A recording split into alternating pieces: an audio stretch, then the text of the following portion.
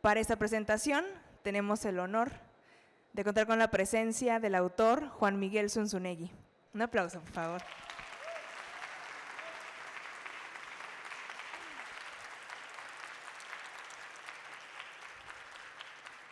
Juan Miguel nació en México en 1975, de ancestros mexicanos, españoles, austriacos y otomíes.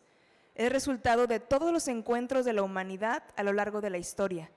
Por eso prefiere definirse como ciudadano del mundo y mestizo de todas las culturas. Ha publicado más de 20 libros. Es licenciado en comunicación, especialista en filosofía y en religiones, maestro en materialismo histórico y doctor en humanidades. Cedo la palabra, bienvenido. Oh, muchas gracias. Estoy encantado de estar otra vez en Monterrey, pues ya son muchos años con esto de la pandemia y que luego no sé por qué el año pasado no me invitaron y así, pero bueno, aquí estamos, que eso es lo que más importa y pues qué bueno que ustedes no se olvidaron de mí, aquí están, porque este salón está a reventar. Por ahí si hay alguien de la editorial, pues que tome nota para que el año que entra sí me den un salón grandote, ¿no? Como mi público y yo estamos mereciendo, ¿no? Por favor, bueno, pues gracias. Bueno, ¿verdad? Bueno, uno de los grandes, pues sí. Bueno, pues les traigo este nuevo libro, Falsificar la Historia. Ni siquiera sé bien cómo contar de qué se trata el libro, es un libro muy raro. Es un libro con el que me ha pasado algo que no me había pasado nunca antes. Quien ya ha venido a pláticas mías en general, siempre surge la pregunta esta, oye, ¿cuánto tiempo te tardas en escribir un libro, no? Y yo siempre les comento que yo en general, una vez que tengo claro el título y de qué se trata, me encierro un mes y vámonos, sale, ¿no? Este libro me llevó año y medio. O sea, 18 meses. 17 de no tener ni la más peregrina idea de qué escribir y otra vez un mes ya de con todo, pero es la primera vez que entrego un libro un año tarde. Fue horrible, pero quedó una cosa muy bonita, valió la pena ese año. Sobre todo porque luego lo que me pasa con el proceso de los libros, que fue el caso de Falsificar la Historia, es que de pronto la creatividad es una cosa muy simpática, es un regalo maravilloso. Tú puedes estar tranquilamente tumbado en la cama sin meterte con nadie, sin hacer nada y de pronto te llega algo, ¿no? Entonces, en este caso, de pronto, ya sabes, es falsificar la historia, órale, qué buen título, necesito un libro para ese título. O sea, muchas veces pasa al revés, ¿no? Que escribes un libro y dices, ¿cómo le ponemos, no? Eso me pasó con el primer libro, El Misterio del Águila. Durante todo el proceso de escritura, el libro se llamaba, según yo, Los Sentimientos de la Nación. Afortunadamente le cambié el título, nadie lo hubiera comprado, nadie.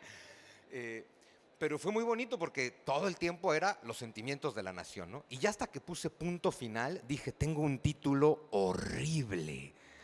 Y un buen día de pronto, ¡pum!, ya me llegó el otro, ¿no? Con el Evangelio según Luzbel pasó el proceso justamente inverso, ¿no? Que de pronto así, ¡pac!, me cae en la mente el Evangelio según Luzbel y dije, órale, ese título está padrísimo, ahora necesitamos escribir un libro para ese título. Y con Falsificar la Historia pasó un poco lo mismo. De pronto dije, es un gran título, necesitamos un libro, pero no sé de qué se va a tratar. Pero también tiene que ver con que desde que yo empecé mi carrera literaria, pues tengo muchos detractores.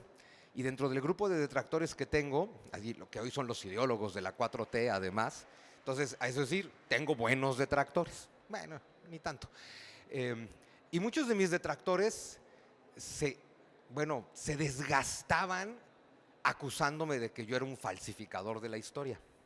De hecho, uno de ellos, a ver, imagínate que tienes una columna semanal en un medio de circulación nacional como La Jornada. Tienes una columna de circulación semanal para que tú digas lo que quieras, ¿no? Dedicó 5 de sus columnas a mí. Una joya. Y en todas me decía, así es que es un falsificador de la historia, ¿no? Entonces dije, ¿qué diablos? Así se tiene que llamar el libro, ¿no? O sea, falsificar la historia. ¿De qué se trata? Número 1, no es de historia de México. También de pronto el tema historia de México, a veces pienso que en mi mente hay un poquito más de cosas que historia de México. Hay que ampliarnos, ¿no? El mundo es enorme. Luego me pasa mucho, eso es una discusión eterna con los editores, que es así de, tú te quieres ir de la historia de México, pero es lo que más vende. Yo sí, pero hay que hacer otras cosas. Y bueno, sacamos Falsificar la Historia. Es de historia universal. Empieza con la creación, literal con la creación, y en el último capítulo pues ya se menciona la guerra de Ucrania. Entonces el libro más o menos es abarcante. En realidad de lo que se trata, bueno, primero su estructura, porque creo que está muy interesante, es que cada capítulo empieza con algún momento icónico de la historia de la humanidad, ¿no? Y con ese acontecimiento como pretexto, pues ya les voy contando diferentes cosas, ¿no? El objetivo del libro es plantearte cómo siempre, siempre, en todas las épocas, en todas las culturas, en todos los reinos, en todos los imperios, desde que hay civilización, hemos hecho historia. Y desde que hay civilización y hemos hecho historia, hemos mentido al respecto. O sea, ese es el fundamento de falsificar la historia, que es nunca nadie te ha dicho la verdad. Por ahí en algún momento lo digo, yo tampoco. Sí, eso es muy importante que lo tengan claro. Yo tampoco les voy a decir la verdad.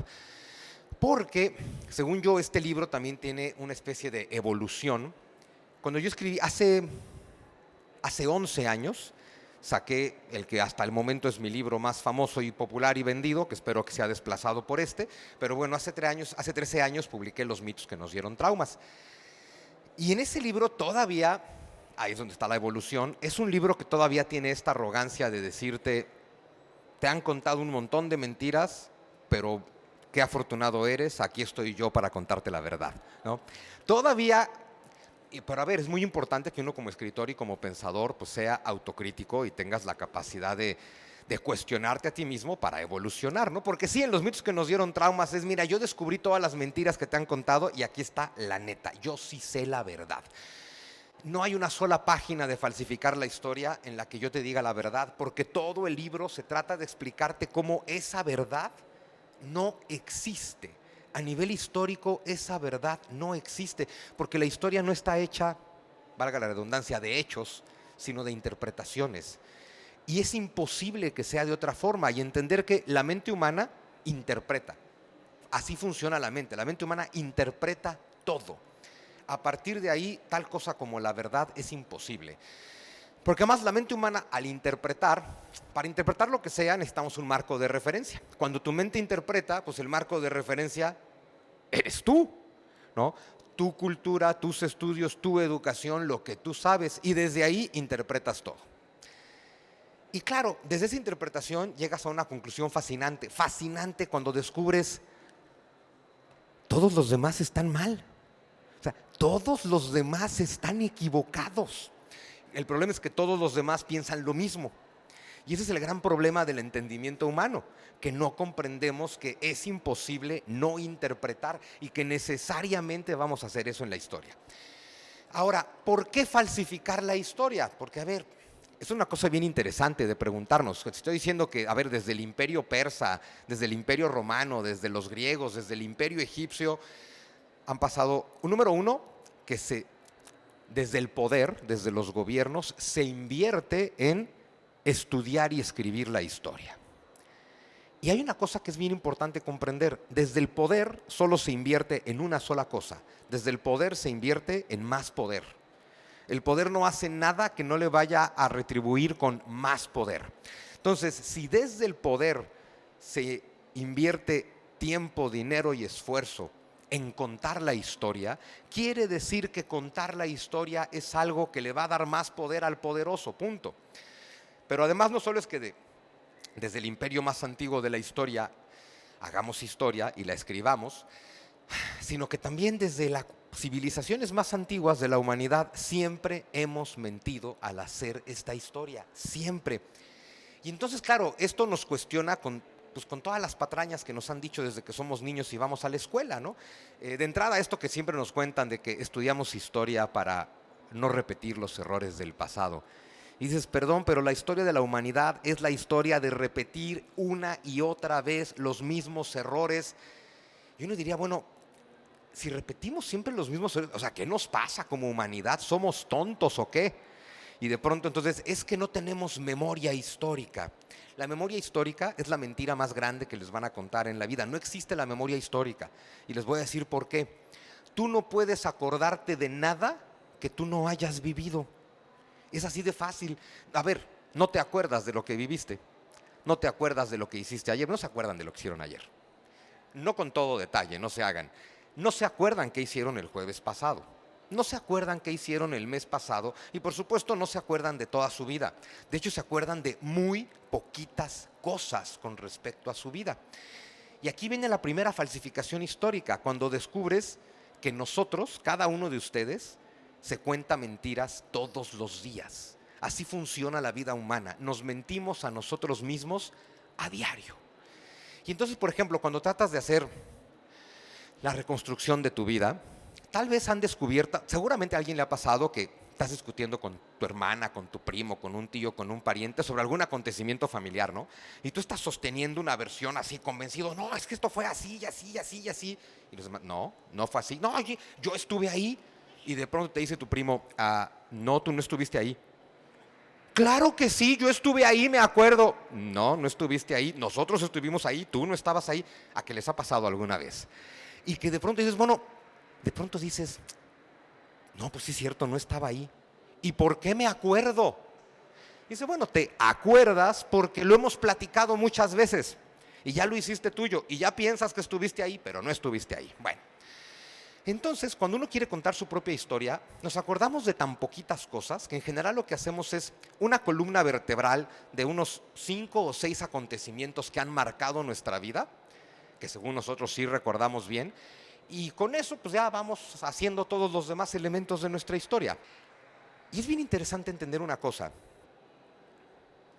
Esos acontecimientos que marcan tu vida, de esos que sí te acuerdas perfectamente, es porque a cada recuerdo histórico que tenemos, nosotros siempre le asociamos una emoción, positiva o negativa. Lo que tú recuerdas no es el acontecimiento, recuerdas la emoción que ese acontecimiento suscita en ti. Y aquí viene entonces el meollo de todo este asunto de por qué falsificar la historia. Resulta que la historia genera dentro de tu mente una narrativa. La historia te dice cuál es la realidad, cuál es la verdad, qué es lo que pasó, quién fue el bueno, quién fue el malo, quién tuvo la culpa, quién comenzó la guerra, quién invadió a quién. Y tú tienes perfectamente clara esa narrativa. Pero en realidad, falsificando la historia o construyendo narrativas históricas, lo que se busca es evidentemente manipular a los individuos, porque, a ver, el poder es que yo logre que todo el mundo haga lo que yo quiera y para eso necesito que todo el mundo tenga en la mente lo que yo quiero que tenga en la mente. Para eso les voy a contar alguna versión histórica que les construya en su mente una verdad que nunca pasó. Y entonces se construyen narrativas históricas que tienen un solo objetivo y es bien triste, pero si lo analizan, siempre contamos la historia para recordar lo peor, para recordar los rencores, para recordar los odios, para recordar quién nos cae mal, para recordar a qué pueblo nunca debemos perdonar y ese tipo de cosas, ¿no? Siempre emociones negativas. Se te cuenta la historia para que tú tengas emociones negativas, porque cuando tú tienes emociones negativas, le entregas por completo tu poder a alguien más, al que está manoseando esas emociones, por supuesto. Y entonces nos convertimos en unas marionetas al servicio del poder, porque simplemente estamos dejando que alguien nos manosee la mente. Hay una cosa que es bien importante tener en cuenta y es que el que controla tus emociones, controla tu mente. El que controla tus emociones, controla tu vida, lo controla todo. Idealmente deberías de ser tú. Casi nunca pasa, casi nunca eres tú el que controla tus emociones. Y en gran medida porque ni siquiera sabemos que eso de las emociones existe. Y ni siquiera sabemos cómo surgen en nuestra mente. Ni siquiera sabemos cómo funcionan. Solo sabemos que estamos deprimidos, encabronados y frustrados. Y dices, bueno, esas son las emociones de las que hablamos, ¿no? Siempre pongo como ejemplo, un día lo voy a tener que dejar de poner como ejemplo porque un día se va a personar aquí a mentarme la madre, pero un actor cuyo nombre no voy a mencionar, que de pronto se avienta comentarios de este tipo de, es que estoy harto, mexicano obviamente, ¿no? Estoy harto de 500 años de injusticias contra nosotros. Y yo así de, güey, pero tú tienes 40 años. No hay posibilidad física o científica de que tú estés harto de 500 años de nada, porque tú no has vivido esos 500 años. Tú estás harto de lo que consideras que son injusticias contra ti. Y luego te cuelgas de un discurso en el que estás harto de 500 años de injusticias, ¿no? Y eso lo hacemos todos, ¿eh? Cada que de pronto, a ver, ¿no les ha pasado que están esperando en algún lugar y hay un servicio terrible, pésimo, todos están esperando, lleva horas ahí, y de pronto uno se levanta y dice, oigan, ¿cuándo nos van a atender a todos? Es que nosotros, y los demás te valen madre. Tú quieres que te atiendan a ti y quieres que esto se arregle para que tú puedas seguir adelante, pero como ahí están también los demás, entonces construyes de inmediato un colectivo en el que dices, es que todos nosotros, empezando por mí, todos nosotros estamos esperando que nos atiendan, ¿no? Y eso lo hacemos con todo. Entonces, claro, podemos estar hartos de 500 años de injusticias si alguien construye una narrativa que me convence de eso. Les decía hace rato, no existe la memoria histórica porque tú no puedes recordar lo que no viviste. Entonces, es como decir, es que el mexicano ya no recuerda la conquista. Pues no, o sea, a ver, el más veterano de esta sala pues habrá nacido en 1940, 1950, la conquista fue en 1521, pues no nos acordamos. Entonces, ¿qué cosa es la memoria histórica? Es una construcción. Y esa construcción se hace desde el poder, porque desde el poder se establecen las narrativas. No sé si a ustedes les den impresión, yo estoy convencido de que el mexicano de hoy está mucho más frustrado y encabronado con el español, España y la conquista, que el mexicano de hace 50 años. Y dices, bueno, ¿y por qué? ¿Por qué hoy estamos más enojados con la conquista que hace 50 años? ¿Será porque en estos últimos 50 años hemos logrado tener una claridad, ¿no?, más evidente, más lucidez de los terribles acontecimientos de hace 500 años y de cómo nos siguen marcando hasta hoy? ¿O que todas las mañanas te recetan un discurso de odio en el que te recuerdan que tienes que estar encabronado? Tal vez es eso. Y a ver, hay una cosa que hay que tener muy clara también. Seguramente alguna vez tu papá te dijo, el que se enoja pierde. A ver, es la verdad más grande de la historia, el que se enoja pierde. Si alguien busca todos los días que tú estés enojado, ese alguien quiere que pierdas tu centro, que pierdas tu capacidad de pensamiento crítico, que pierdas el ser individual que eres. Cuando alguien manosea tus emociones, en este caso el abuelito que todas las mañanas nos receta un discurso de odio, ese alguien es tu amo y señor. El que maneja tus emociones te controla por completo y para eso se falsifica la historia. Bueno, les cuento un poquito. A ver, el primer capítulo es muy polémico porque empiezo diciendo algo muy simple: nos gusta mentir. Toda la base de falsificar la historia es algo que de entrada todos podemos negar, porque no, ¿cómo? La verdad es una cosa muy linda, todos buscamos la verdad. Las mentiras son horribles, a nadie le gustan las mentiras. Todos mentimos, todo el tiempo, a todo el mundo, a toda hora, en toda circunstancia. La vida social sería imposible sin la mentira. Si todos fuéramos por ahí diciendo lo que pensamos, no, esto sería un desastre. Pero es padrísimo porque entonces nos gusta mentir. Siempre nos han dicho que mentir es malo. Hay un mandamiento de la ley de Dios que lo prohíbe, so pena de ir al infierno. Nuestros papás siempre nos dijeron, no mientas. Y mientras crecimos escuchando a nuestros papás decirnos que no mintiéramos, también crecimos viendo a nuestros papás mentir todo el tiempo e involucrándonos en sus mentiras, pidiéndoles a nosotros que digamos la mentira por ellos. Y también hemos escuchado que, aunque mentir está mal, esta mentira específica en este momento determinado es buena. Esta es una mentira blanca. Esta es una mentira para que haya menos daño. Entonces, todas las demás mentiras de la historia de la humanidad están mal, pero esta es necesaria. Lo mismo nos pasa con la guerra. La guerra es mala. No queremos guerra, nadie quiere guerra, pero esta guerra en particular tuvimos que lucharla porque es justa. Algo que trato de dejar muy claro es: no existen las guerras justas. Eso es lo peor que podemos llegar a pensar, y es muy importante que recuerden esto en las próximas semanas, porque las próximas semanas vamos a ser bombardeados con narrativas que van a parecer de causas justas, que van a parecer de que, bueno, es que hay que estar del lado correcto de la historia, que van a parecer sobre, bueno, es que hay que estar del lado del bueno y en contra del malo, pero nos van a llenar de narrativas de odio. Ya empezamos con, y según yo no me quería meter en el tema, pero esto que está pasando específicamente ahorita en el Medio Oriente es el tema que tal vez pone más caliente a la gente. Porque es un conflicto que lleva 100 años sin terminar. Y es un conflicto del que llevamos 100 años haciendo narrativas para manipular a la gente. Y entonces contamos un montón de mentiras o un montón de medias verdades. Y no sé por qué en este tema específico siempre surge una pregunta. Siempre me han hecho esta pregunta, siempre me entrevistan cuando sale esto, y siempre me preguntan, bueno, pero ¿quién tiene el derecho histórico de esa tierra? Y siempre les digo, pues nadie. Pues, ¿quién tiene el derecho histórico? Nadie. Pues todo depende de cuándo empieces a contar la historia. Y entonces puedes contar una versión de la historia donde es que estos nunca tuvieron un estado, pero puedes contar otra versión de la historia donde estos tampoco. Pero además en algún momento dices, a ver, esta pregunta es absurda por algo. Es imposible determinar quién tiene la razón en este conflicto, porque nadie la tiene, o la tienen todos. Siempre se los digo, la razón es una prostituta, todos la tienen. No confíen en eso de la razón. ¿Quién tiene el derecho histórico? Todos, porque cada quien va a hacer un discurso que le da la razón a él mismo, como hacemos nosotros cuando tenemos la razón. Es porque hacemos un discurso que nos deja claro que el estúpido es el otro y que nosotros estamos bien, ¿no?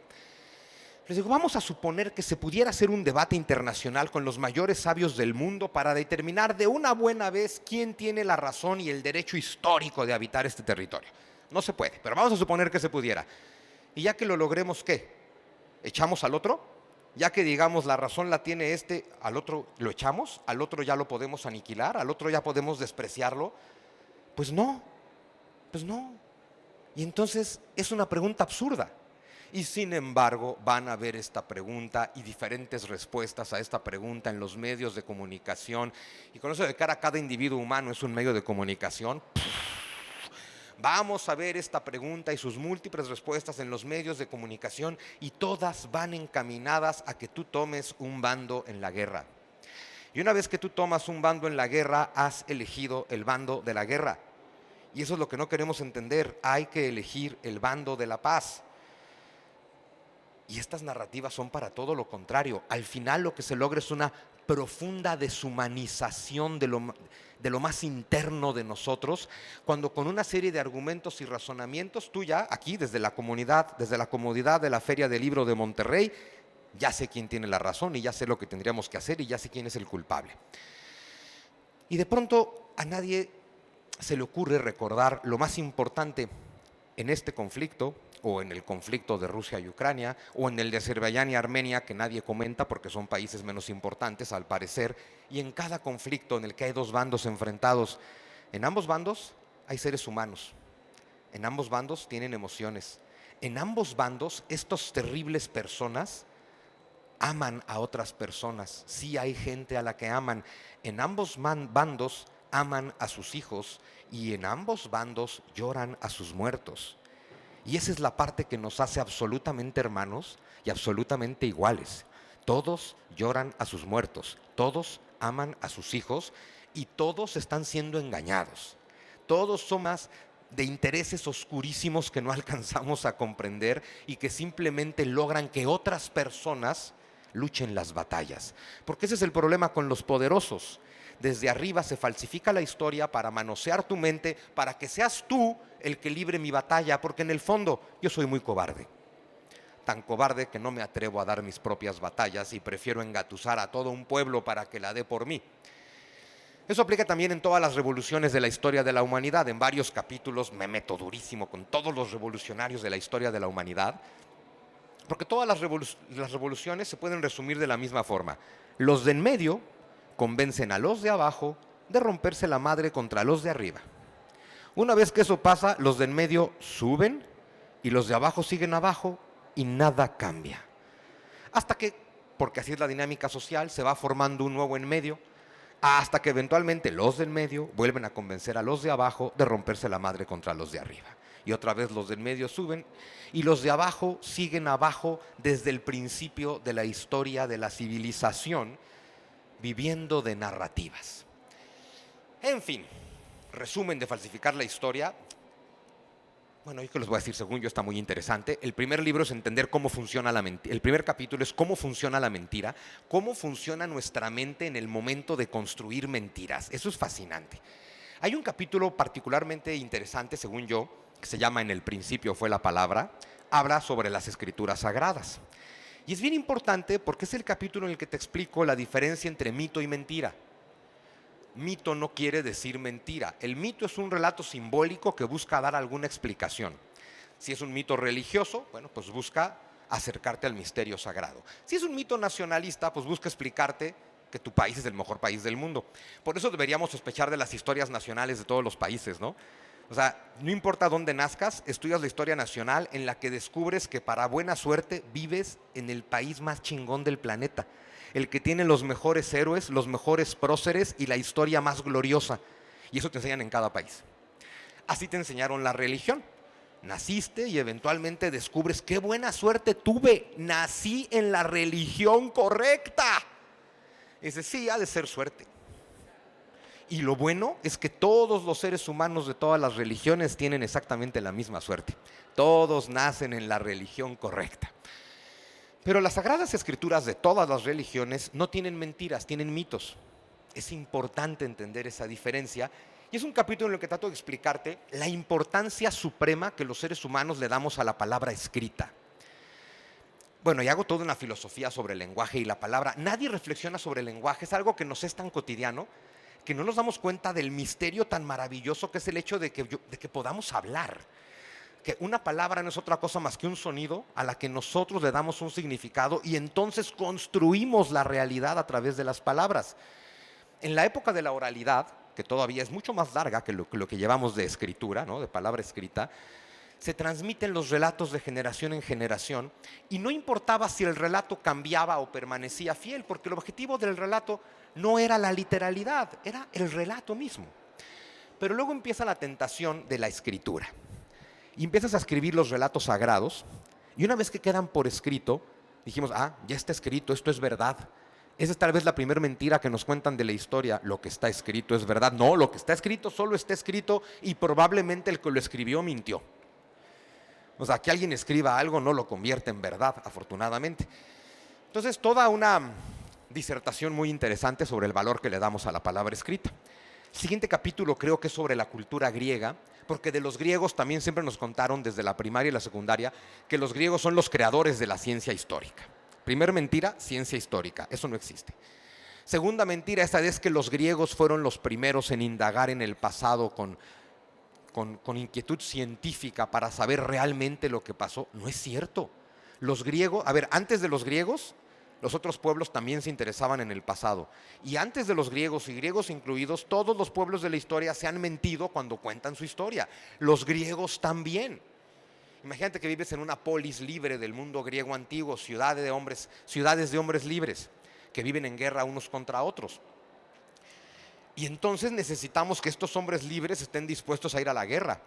Y para que estén, ¿cómo logras que un chavo lleno de vida de 18 años decida dejar todo, a sus padres, a su amada, a su vida, para ir al campo de batalla a matarse con alguien? Solo lo puedes lograr mintiéndole, solo lo puedes lograr falsificándole la historia, con una base de narrativas que le hagan pensar que lo más glorioso que puede haber en su vida es morir por la polis, por la patria, por Dios. Siempre hay alguien por quien morir, eso sí. Y de pronto, claro, durante muchísimo tiempo se moría por Dios, ¿no? Dios no necesita que mueras, pero vamos a morir por Dios. Hasta que afortunadamente llegaron los ilustrados a demostrarnos que eso de Dios y morir por Dios era una patraña. A partir de ahora hay que morir por la patria. Hasta que llegaron los comunistas a dejarte claro que eso de morir por la patria es una patraña. Hay que morir por el pueblo. El tema es que tienes que morir por algo. Y el problema es que tienes que matarte contra alguien siempre. Gringos y griegos se educaron igual a su juventud. Vive mucho, muere joven, deja un cadáver hermoso, te recordaremos por siempre y tu nombre estará grabado en letras de oro en una pared que nadie va a visitar nunca. Pero puedes sentirse orgulloso. Entonces hay todo un capítulo sobre los griegos. Hay uno muy bonito que empieza con el incendio de Roma. Ese incendio de Roma famoso en el que todos sabemos que el desgraciado del emperador Nerón le prendió fuego a Roma de manera deliberada. Y mientras todo mundo moría entre las llamas, él estaba tocando la lira con una túnica blanca mientras recitaba versos de la Ilíada. Eso no pasó nunca. Pero se ha repetido tanto que ya es verdad. Porque lo empezaron a escribir los enemigos del emperador tiempo después. Y claro, alguien que escribe 60 años después del incendio y de que ya murió el emperador, pero que es enemigo político del emperador, escribe Nerón quemó Roma. Luego, 100 años después, alguien que quiere investigar sobre lo mismo, investiga este libro que dice que Nerón quemó Roma, y digo, pues no, Nerón quemó Roma. Y luego llega un tercer autor y dice, a ver, aquí dice que Nerón quemó Roma, aquí dice, pues Nerón quemó Roma, y acabamos de construir una verdad académicamente aceptable de algo que no pasó nunca. Muy importante, en ese capítulo también digo, no hay que olvidar si Nerón fue despreciable por muchas cosas que hizo, como matar a sus 3 esposas, a su madre, como ordenar la muerte de Séneca. Es despreciable por muchas cosas, pero no quemó Roma. Es como Antonio López de Santana. Fue terrible para México en muchísimos aspectos, pero nunca vendió el territorio nacional. Pero alguien tiene que tener la culpa. Y de que seamos todos a que sea Antonio López de Santana, bueno, pues que sea Antonio López de Santana.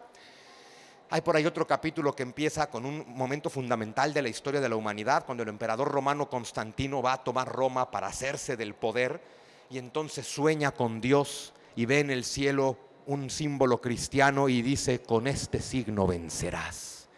Y entonces Constantino dice, wow, el Dios cristiano me ha asegurado la victoria si lucho con su cruz como estandarte de batalla. Yo no sé si Constantino soñó con Dios y vio eso o no, pero su ejército estaba compuesto por puros cristianos, de pura casualidad. Y era muy importante que su ejército cristiano supiera que el emperador había visto a Dios. Igual que antes de la batalla final de la conquista, Cortés le dejó muy claro a todos sus hombres que había visto a Santiago Matamoros en el cielo, declarándole que iban a ganar. Esa mentira se ha contado siempre. Pero bueno, con el tema de con este signo vencerás, te explico mucho cómo la mente humana construye símbolos, cómo creamos visiones, cosmovisiones, ideologías, religiones, filosofías, que no sirven de nada si no las representamos en un símbolo. Y una vez que hay un símbolo, ahí va la multitud siguiendo símbolos. Sea el símbolo de un partido, sea el símbolo de una ideología progre, sea el símbolo de un partido de fútbol, pero si no hay símbolos, no hay seguidores. Entonces construimos símbolos para lograr que la gente nos siga. Claro, con este signo vencerás, suena muy bonito. ¿Cuál es el signo con el que vencerás? Aquel con el que logres que la multitud te entregue su poder. La contraparte de con este signo vencerás es algo muy simple, es con este signo serás vencido. Si tú te entregas a alguien que te cuenta su narrativa histórica y te hace seguir un símbolo y vas al campo de batalla, no estás peleando tu batalla, estás peleando la batalla de alguien más. Es muy importante entender cómo funcionan los símbolos en la mente humana y cómo en toda la historia de la humanidad hemos sido manipulados con símbolos. Hay por ahí otro capítulo sobre la Edad Media. Ese es muy bonito porque de la Edad Media todos sabemos que fue una cosa horrible y oscura, donde la Tierra era plana y todo el mundo lo sabía. Es curioso, yo creo que hoy en día hay más gente pensando que la Tierra es plana que la que había en la Edad Media. Porque en la Edad Media la inmensa mayoría de las personas tenían claro que la Tierra era redonda. Bueno, no, la inmensa mayoría de las personas les venía guango la forma de la Tierra. O sea, puede ser rectangular, puede ser triangular, me da igual. Los navegantes sabían que era redonda porque pues, el que navega conoce dónde navega, ¿no? Y la iglesia decía que era plana. Y no te metes con la iglesia y le dices, sabe, es plana. Pero del medioevo nos han contado un montón de mentiras. Para nada es la época tan oscura que nos han dicho. ¿Quién contó el mito de la Edad Media? Los renacentistas, que dicen, antes de nosotros todo era horrible, pero afortunadamente para ustedes, aquí estoy. Esa mentira te la ha contado cada revolucionario de la historia. No hay un solo revolucionario que se salve en falsificar la historia. O sea, desde Giorgio Vasari en el Renacimiento, pasando por Marx hasta el camarada Andrés, nadie se salva en falsificar la historia, porque es explicarte cómo el revolucionario te cuenta una mentira que él mismo se cree, es decir, tampoco se miente, pero hay una sola cosa que el revolucionario quiere, el poder. Y tú eres una herramienta, un instrumento, tú eres una cosa, un objeto que el revolucionario necesita y que una vez que tenga el poder, eres una cosa que el revolucionario ya no necesita. Pero todos tienen que contarte la mentira de lo terrible que era el mundo antes. La Revolución Francesa cae exactamente en la misma mentira. Pero bueno, hay un capítulo muy bonito del Renacimiento y de la Edad Media. Hay solamente un capítulo dedicado a la historia de México, a falsificar la historia. Obviamente es sobre la conquista. El capítulo se llama El momento más terrible de la historia y otras narrativas para justificar la mediocridad. Porque al final es justo ese tema de, no, pues es que pues yo sería bien chingón, el más chingón del mundo, pero por culpa de otro no lo soy. Y esa es la eterna cantaleta México y el mexicano. No, hombre, es que si hubiéramos seguido siendo mayas y aztecas ya tendríamos una estación espacial en Marte, pero llegó el desgraciado de Cortés y algo que pasó hace 500 años sigue determinando nuestra decadencia hasta hoy. Luego por ahí hay un capítulo sobre la Revolución Francesa, ese es particularmente interesante porque si hay un episodio de la historia lleno de mentiras es la Revolución Francesa, ¿no? Pero bueno, no se las voy a contar, ahí están. Hay uno muy bonito sobre Marx y el marxismo, que justo se llama La Revolución por la Justicia Social y otras mentiras de los marxistas. Porque, a ver, si alguien se acabó haciendo experto en narrativas históricas, fueron los marxistas. Porque justo si algo explicó Marx perfectamente bien, porque el señor era un genio, es que tu mente está determinada por narrativas históricas. Y luego algo que se le aprendió mucho tiempo después a Joseph Goebbels: tú repite tu mentira hasta que sea verdad. Tú repite tu mentira hasta que sea verdad. Entonces tenemos un montón de mentiras que se van a repetir hasta el final de los tiempos, ¿no? Si nos vamos con mentiras modernas, a ver, hay una fundamental y es: en 1988 hubo un fraude electoral, punto. Nunca se ha demostrado, nunca se demostró, nunca se podrá demostrar y no lo hubo, pero todo el mundo sabe que lo hubo. Oye, ¿cómo dices que no si todo el mundo lo sabe? Todo el mundo lo sabe, ¿qué garantía es esa? Todo el mundo lo sabe, todo el mundo lo dice. Y eso es una estrategia maravillosa, es lanza una mentira y repítela, repítela, repítela, repítela, hasta que todo el mundo lo sepa, porque todo el mundo lo ha escuchado, y cuando tú digas otra versión te digan no. Porque para esto de falsificar la historia hay una cosa muy interesante. Yo por primera vez lo estudié cuando estudiaba comunicación y llevas tu clase de mercadotecnia, y te hablan de un proceso mercadológico bien importante, el posicionamiento. Es una cosa muy simple. La primera idea que llega a tu mente se clava y se queda ahí, y a partir de ahí rechazas cualquier otra idea. Es decir, que no somos tan racionales como pensamos. Porque además piensen cómo funciona el aprendizaje humano.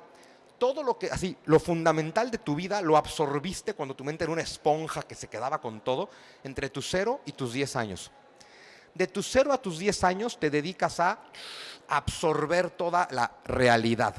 De tus 10 a que te mueres, te dedicas a negar cualquier versión que vaya en contra de lo que aprendiste en tu tierna infancia. Y en tu tierna infancia aprendiste un montón de mentiras. Pero la versión que llega primero se queda para siempre. Entonces yo llego y suelto mi calumnia: ah, mira, fulanito es un ladrón. Ay, no, aléjate de fulanito porque es un ladrón. Y luego llega fulanito y te dice: oye, es que esto yo no me lo robé, lo que pasó fue tal, tal, tal, tal, tal. Pues sí, ¿qué va a decir este pinche ladrón? O sea, tu reacción es: no, a ver, a mí ya me lo acusaron, ya lo condené, ya es un ladrón, ya cualquier cosa que él diga, pues claro, está mintiendo para defenderse. Y dices: oye, ¿qué tal que el que llegó primero fue el que te mintió? O qué tal, y es lo más probable, que te están mintiendo los dos. Por eso es tan importante la historia. En fin. Pero ¿a qué va todo esto? Porque quien ha leído más de un libro mío sabe que me gusta terminar muy bonito, me gusta dejar mensajes edificantes y me gusta usar la historia como un vil y vulgar pretexto para hablarles de filosofía, de psicología, de espiritualidad, y por alguna extraña razón siempre se cuela Dios en el asunto. Y entonces, pues ahí está también metido, evidentemente. Te falsifican la historia para crearte narrativas que te llenen de emociones negativas en la mente y que te hagan entregarle tu poder a los demás. Y como ya me están diciendo que... ¿Cuánto cuesta la hora aquí? Que ya me queda poco tiempo. ¿De qué se trata todo esto? El único objetivo de la vida humana, y con esto nos basta, el único objetivo de la vida humana, tu vida humana, es que tú seas absolutamente pleno y feliz. No hay otra razón de ser en la existencia que tu plenitud y tu felicidad. Pero tu plenitud y tu felicidad dependen de que tú seas libre. Y nunca vas a ser libre mientras alguien manosee tu mente a través del control de las emociones negativas, estableciendo narrativas históricas.